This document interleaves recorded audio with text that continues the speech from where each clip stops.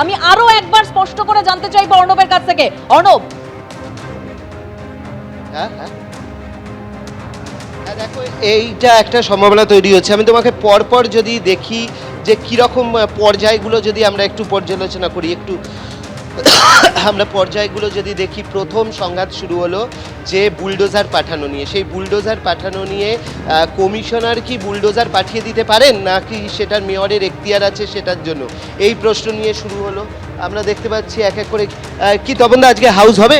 হ্যাঁ হাউস হবে না কেন, হাউস হবে, কাউন্সিলর ক্লাবে করবো। হ্যাঁ কাউন্সিলর ক্লাব। তবে এই মুহূর্তে বড় খবর, কাউন্সিলর্স ক্লাবে হাউস বসতে যাচ্ছে। এই মুহূর্তে সব থেকে বড় খবর যে পুরসভার যেটা মাসিক অধিবেশন কক্ষ, সেই কক্ষ তালা দেওয়া রয়েছে। সেই কারণে কাউন্সিলর্স ক্লাব রুমে এই মুহূর্তে হাউস বসাতে যাচ্ছেন। তোমাকে দেখাই এই ঘরটা, এখানটা দেখো তালা দেওয়া, এই ঘরটা তালা খুলতে দেয়নি না, এই একটা অগণতান্ত্রিক একটা মানে ব্যবস্থা। এখানে সেক্রেটারি বলছেন আমি চার্জ নিইনি, অথচ তার নির্দেশে ঘর বন্ধ। আপনারা চিঠি দিলেন কি চিঠি রিসিভ করেছে ওনার অফিস, কিন্তু ঘর খোলেনি। কেয়ারটেকার মানে আপনারা চিঠি দিয়েছিলেন যে ঘর খোলার জন্য? হ্যাঁ, কেয়ারটেকারকে আমরা ডেকেছিলাম। কেয়ারটেকারের বক্তব্য যে ওনার হায়ার অথরিটি সেক্রেটারি যদি না অর্ডার করে তাহলে খুলবেন না। আচ্ছা, অথচ এই হাউসের সর্বসর্বা হলেন চেয়ারম্যান, তিনি বলছেন, তারপরেও ওনারা তার কথা শুনছেন। এই মুহূর্তে আমরা রয়েছি তাই প্রতিভা এখানে আজকের হাউস এখানে করব। এটা একটা নজিরবিহীন। পুরসভায় এই ঘটনা কোনোদিন দেখা যায়নি যে মাসিক অধিবেশন যে কক্ষে বসে তার তালা খোলা হয়নি, তার চাবি দেওয়া হয়নি। আর তার প্রতিবাদ স্বরূপ আজকে হচ্ছে এই কাউন্সিলর্স ক্লাব রুমে আজকে হাউস বসাতে যাচ্ছে পুরো চেয়ারপারসন। এই ঘটনা কিন্তু আমরা কোনো দিন দেখিনি যে কলকাতা পুরসভায় যেটা চাইলেন যে এখানে অনন্যা বন্দ্যোপাধ্যায় রয়েছেন। কি বক্তব্য, আজকে হাউস হবে? আপনার কি টেকনিক্যাল, একটু টেকনিক্যাল পার্টটা যদি বলেন। আজকে আইনে বলা আছে যে এই হাউসের কাস্টাডিয়ান হলো চেয়ারম্যান। বিধানসভার ক্ষেত্রে কাস্টাডিয়ান যেমন স্পিকার, এখানে চেয়ারম্যান অর্ডার দিয়েছিল এটা খোলার। তাও যিনি নতুন সেক্রেটারি এসেছেন তিনি এই কেয়ারটেকারকে দিয়ে দরজাটা খোলালেন না। তিনি বলছেন আমার ওথ হয়নি, আমি এখনো চার্জ নিইনি। অথচ বিগত দিনে কালকে পর্যন্ত যিনি সেক্রেটারি ছিলেন তিনি আমাদেরকে বলে গেলেন যে আমি চার্জ হ্যান্ড ওভার করে দিয়েছি। তাই বিশেষ অধিবেশন আজকে এখানে, পৌর অধিবেশন এখানে আমরা করব। আমরা এখানেই মানে যদি না হতো, একটু এদিকে ঘুরে এসো। হ্যাঁ, যদি আজকে হাউস না হয় তাহলে কি সাংবিধানিক সংকট?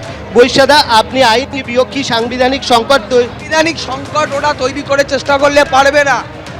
আইনে বলা আছে, আমি কলকাতা পৌর আইনটা নিয়েও এসেছি, তাতে বলা আছে যে প্রতিটি সভার সম্পাদন হবে এই কার্যাবলী তালিকা প্রিন্সিপাল সেক্রেটারি তারা প্রস্তুত। এইবার এখানে বলা আছে চেয়ারম্যানের অনুমতি ছাড়া কোনো সভাতেই কার্যতালিকা অন্তর্ভুক্ত নয়, এমন কাজ সম্পাদন করা যাবে না। গোটা ব্যাপারটাই এখানে মিউনিসিপাল লতে লেখা আছে, ইংরেজিতে লেখা আছে, notice of the meeting shall be issued by the municipal secretary under the direction of chairman to all the members in the manner laid down in the section 96 এবং at least 10 days before এটা ডাকতে হবে। The municipal secretary shall under the direction of the chairman send the list of business of transit in every meeting. চেয়ারম্যানের আন্ডারে secretary, chairman বলেছে এটা আজকে খুলতে, তা সত্ত্বেও সেক্রেটারিকে এই বিজেপি গভর্নমেন্ট সেক্রেটারি কালকে পাল্টে দিয়েছে, তাদের দিয়ে এই পৌর সচিবকে দিয়ে আজকে আমাদের এখানে হলটা খুলতে দিল না। এই মুহূর্তে আমরা দেখতে পাচ্ছি এখানে চেয়ার বা বেঞ্চ, যেটা দেখো বেঞ্চ সরানোর কাজ চলছে। কাউন্সিলররা হাত লাগিয়েছেন। এখানে বেঞ্চ তো এরকমভাবে থাকে না যে বেঞ্চে তোমার এরকমভাবে একটা অধিবেশন করা যায়, পুরো অধিবেশন।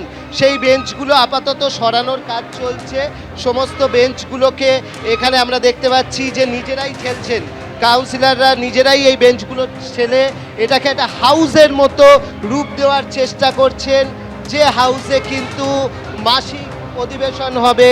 এখানে সবাই দেখো, আমরা দেখছি যে রত্না চট্টোপাধ্যায় থেকে শুরু করে অন্যান্যরা সব চেয়ার ঘোরাচ্ছেন। কাউন্সিলর্স ক্লাব রুম এটা হচ্ছে, এখানে কাউন্সিলররা সচরাচর বসেন, তা বাদ দিয়ে আর কিছু নয়। কিন্তু মাসিক অধিবেশনের যে কক্ষ, যেরকমটা আমরা বলছিলাম প্রথমে যে সেটা হলো না বলে, সেটাকে ঠিক করা হলো না বলে, কাজী দিদি কি বলবেন, কি সংঘাত, কি বলবেন?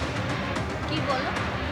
দেখো আমরা এসেছিলাম তো, আমাদের আজকে অধিবেশন ছিল, প্রতি সব মাসের মতন আমরা এসেছিলাম, এসে দেখলাম আমাদের অধিবেশন কক্ষ খোলা হয়নি এবং নতুন সেক্রেটারি সে বলছেন আমি দায়িত্ব এখনো নেইনি, সেই জন্য বিভিন্ন অছিলা অজুহাতে আজকের অধিবেশন কক্ষ খোলেনি।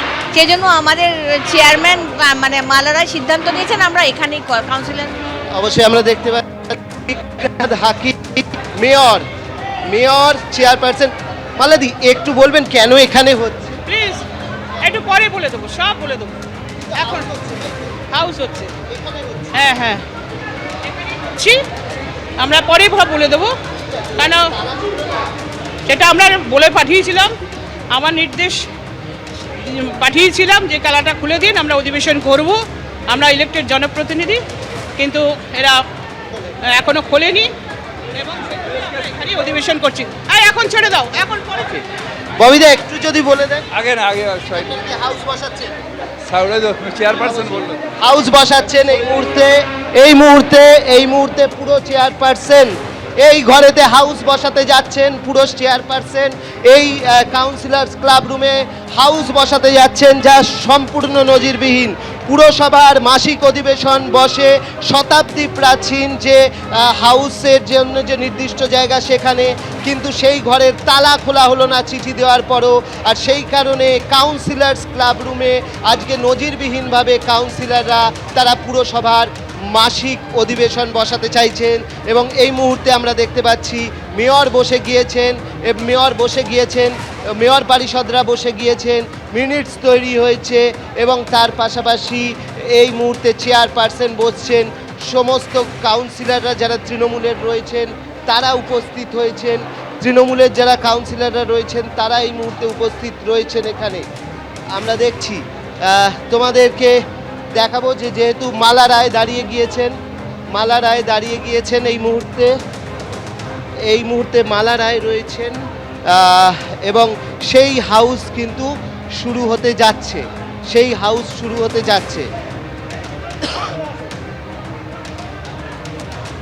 একদম অর্ণব, তুমি আমাদের সঙ্গে থাকো। অধিবেশন শুরু হচ্ছে দেখতে পাচ্ছেন। ভোটের পরে বোমাবাজি, মুম্বাই থেকে তৃণমূল নেতা গ্রেফতার। শিবপুরে বোমাবাজির পরে বেপাত্তা, মুম্বাই থেকে পাকড়াও করা হলো তাকে। গ্রেফতার তৃণমূল নেতা শামীম আহমেদ, জামিল আক্তার, আফতাব আনোয়ার। হাওড়ার প্রাক্তন তৃণমূল কাউন্সিলর শামিনা বানোর স্বামী এই শামীম আহমেদ। মুম্বাইয়ের দেবনারের আবাসনের 8তলার ফ্ল্যাট থেকে 3 জনকে গ্রেফতার করা হয়েছে।